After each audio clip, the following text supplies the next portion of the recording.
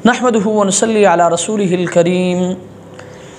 अम्मा बाद फ़अऊज़ु बिल्लाहि मिनश्शैतानिर्रजीम। बिस्मिल्लाहिर्रहमानिर्रहीम। अल्हम्दुलिल्लाह, हमने जो अहादीस का सिलसिला शुरू किया है तो उस सिलसिले में आज सबक नंबर 8 में एक मरतबा फिर आपके सामने हाज़िरी हुई है।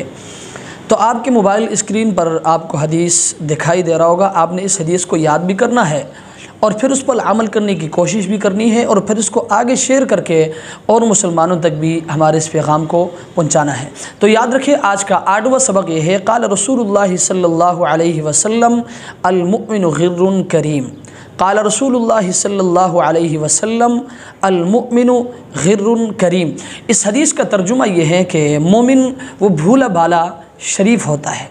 और याद रखें, ग़िर का मतलब है धोखा खाने वाला। मुसलमान चूँकि शरीफ होता है और नरम मिजाज होता है, इसलिए वो हर एक पर एतमाद कर लेता है, इसलिए अक्सर व बेशतर वो धोखा देने वालों से धोखा खा जाता है।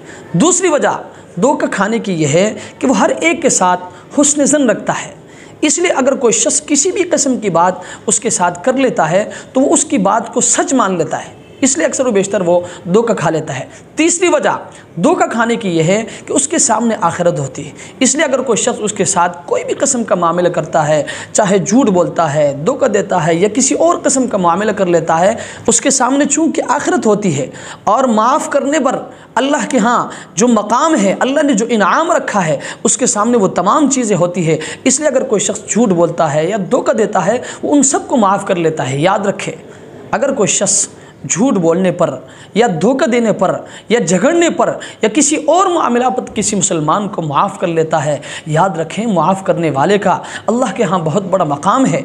एक हदीस में आता है कि क़यामत के दिन एक मुनादी ऐलान करेगा कि जिस शख्स का अजर अल्लाह के ज़िम्मा है वो खड़े हो जाए और जन्नत में दाखिल हो जाए। अर्ज़ किया गया, अल्लाह के रसूल वो कौन लोग होंगे?